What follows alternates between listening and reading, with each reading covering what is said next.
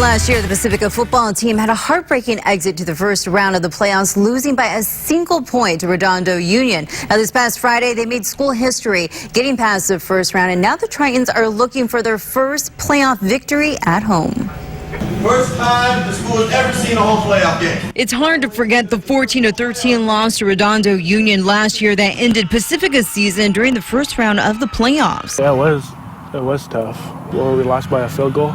Thought about it a lot, actually. We missed an extra point. Last few minutes of the game, we had lined up for about a 5-yard field goal, 12-yard field goal, whatever that is, and then we missed that as well. Even though the loss is hard to forget, the team isn't dwelling on the past. The Tritons are 8-3 on the season after grabbing their first playoff win in school history last Friday over Clover City, 45-20. We've been getting doubted all season. Looking into like the newspaper and the projections, saying that, most of the games we lose, but, end up blowing teams out. Pacifica grabbed Friday's win without a couple of their key studs, including their top two-way player, Daniel Moraga. The junior injured his right knee playing against Oxnard 2 weeks ago. Even though I'm not playing, I'm still kind of part on the field and just participating and coaching up the players that are in my position. I always tell them, if you're a good football team, you got to win regardless of who you have in the lineup, who's hurt, who's not in for whatever reason, and then you have to play well if you want to be a good team. Running back Thomas Duckett has also been a huge help in Pacifica's success. The junior is new to the team after transferring in from Santa Clara High School. Come Friday, the Tritons will look to make more school history as they battle for their first playoff victory in front of a home crowd. And a battle it will be, as they will have to face off against the CIF defending Southern Section champs, Palos Verdes. It's a great feeling that, we could be the first team and everybody will remember us. I just think that we're very excited to play against a great opponent. We're very excited to be in the quarterfinals for the first time. I don't know if it's pressure or it's just kind of like the excitement and anticipation of a great game on Friday night. Now, the Pacifica Tritons trying to put an end to Palos Verdes' long winning streak. The Sea Kings lost their first 3 games of the year, but have not dropped a game since. We gotta rely on each other, rely on our brothers, go out there and continue to make history. You guys got that? Let's go! You guys got that? Let's go! You guys got that? Let's go! Let's go get a windbreak this goal.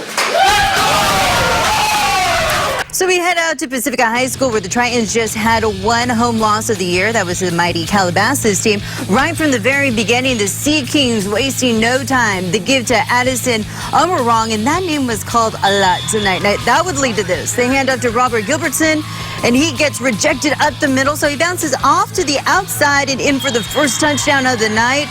Paso Verdes up 7-0. Now the Tritons turn to answer back. That would be Raul Sandoval launching this one to the end zone, hooking him with Daniel Moraga, who played tonight despite his leg injury. Beautiful touchdown right until this.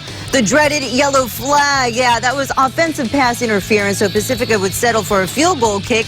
Isaac Gomez nails a 35-yarder. He's been muddy for Pacifica all season. Now the Tritons down by 4. Then Pacifica's defense coming up big after that, giving the QB some pressure. Nice tackle there by Alex Rocha. To the second, the Sea Kings getting crushed by a couple of Tritons. The ball pops out without hesitation. Torrey Davis there for the recovery and going down the field. Now, although Pacifica couldn't capitalize on that turnover, they just couldn't do it after a couple of turnovers, actually. Later in the second, Jake Knowles sending this one to Anthony Morsey between 2 defenders as well. Now, the extra point no good thanks to the block party by Pacifica. Palos Verdes would go up 13-3.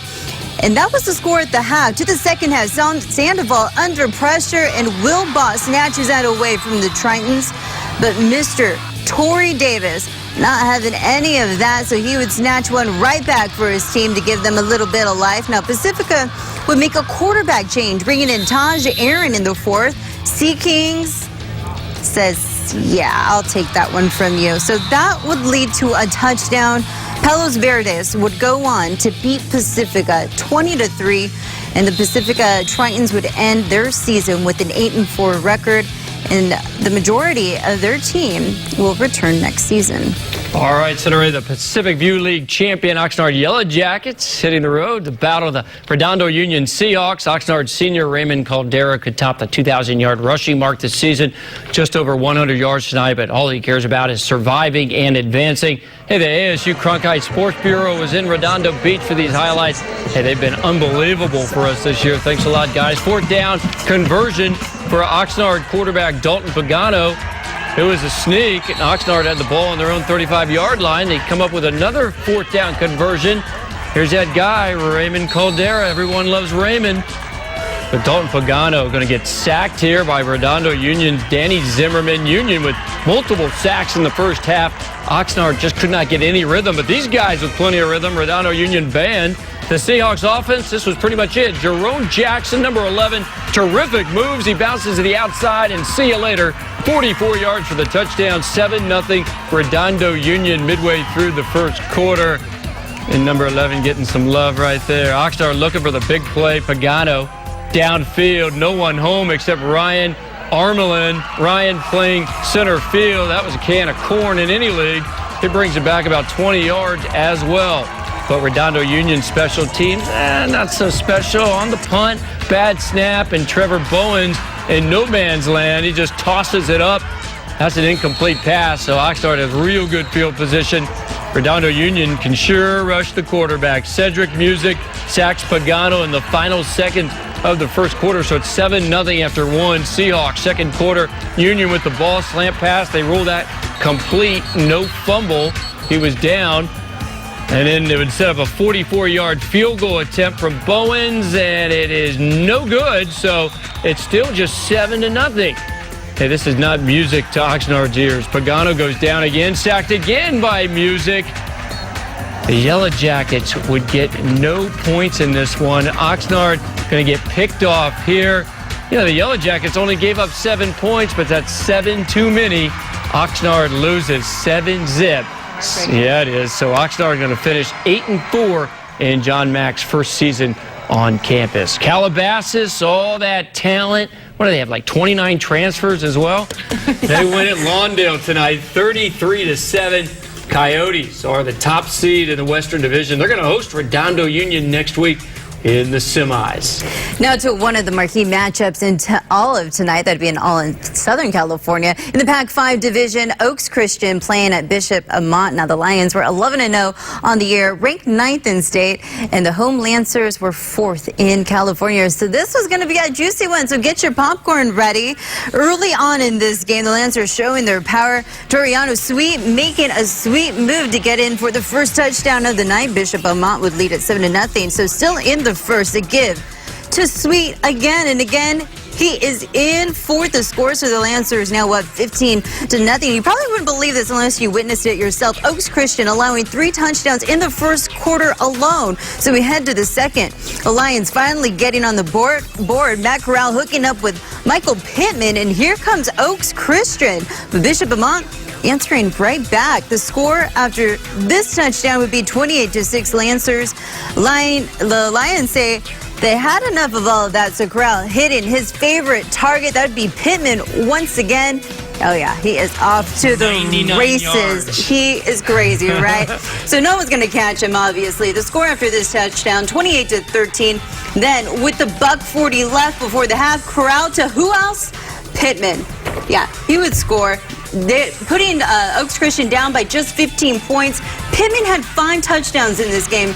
Needless to say, it was a high scoring game. But in the end, Bishop Amat would run away with it 61-40 over Oaks Christian. The Lions would end their season 11-1. 11-1. It's crazy for me to think that they end a season going undefeated, all of a sudden just to end their season that Pac-5 division is crazy. It's pretty intense, and isn't it? Right on, Michael Pittman going to USC. That's true. Ends his career with a loss, but what a way to go down. 5 touchdowns. He had about 350 to almost 400 yards of receiving. Very entertaining. He almost beat Bishop Amat himself, and of course the Lancers top 5 in the state. That is so let's true. catch our breath a little bit. I know.